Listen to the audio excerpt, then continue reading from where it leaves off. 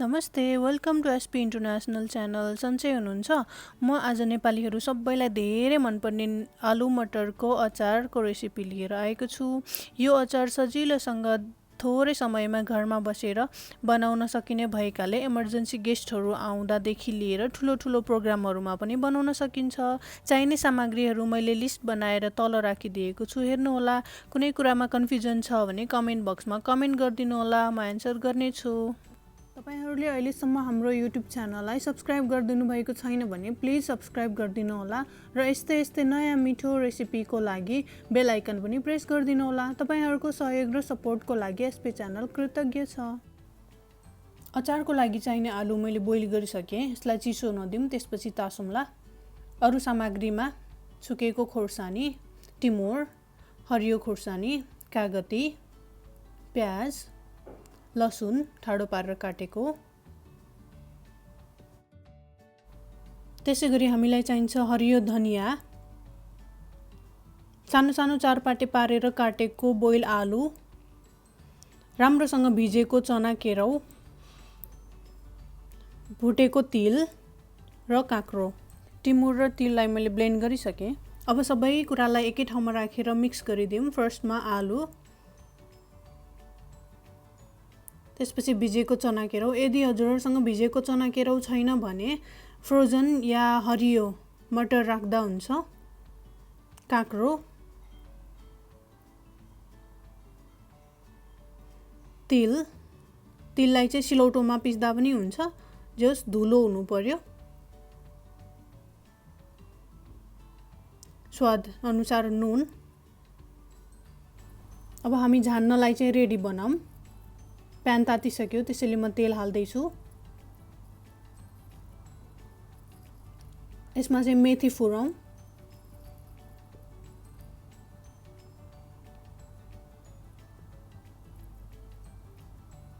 सुकेको खोर्सानी पनि हाल्दिउँ।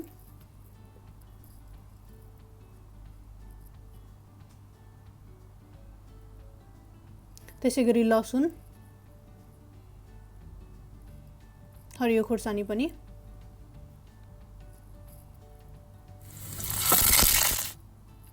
यो चाहिँ राम्रोसँग तेलमा फुरिसक्यो।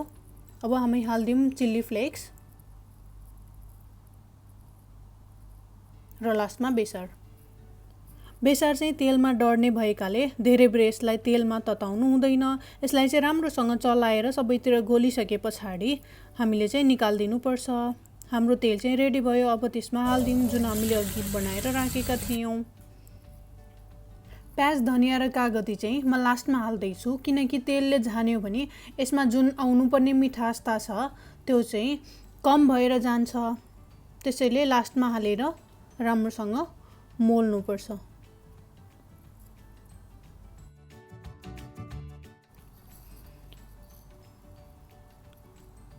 अचारमा अमिलो धेरै मनपर्छ भने एउटा कागतीको ठाउँमा दुईटा हाल्न सक्नुहुन्छ।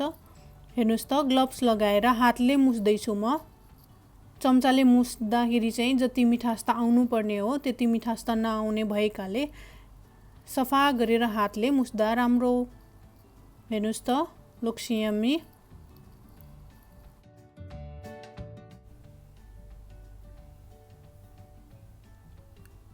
हजुरहरूले पनि यसै गरी घरमा साथीभाइहरूसँग या फ्यामिली मेम्बरहरूसँग बसेर इन्जोय गर्न सक्नुहुन्छ। कति जुसी बन्यो हेर्नुहोस् त।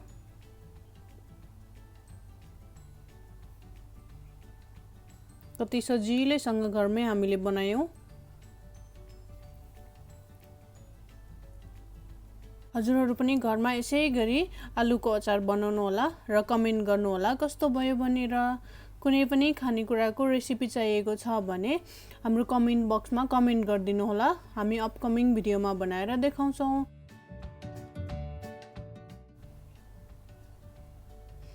साथै हाम्रो युट्युब च्यानललाई लाइक, सेयर र सब्सक्राइब पनि गरिदिनु होला।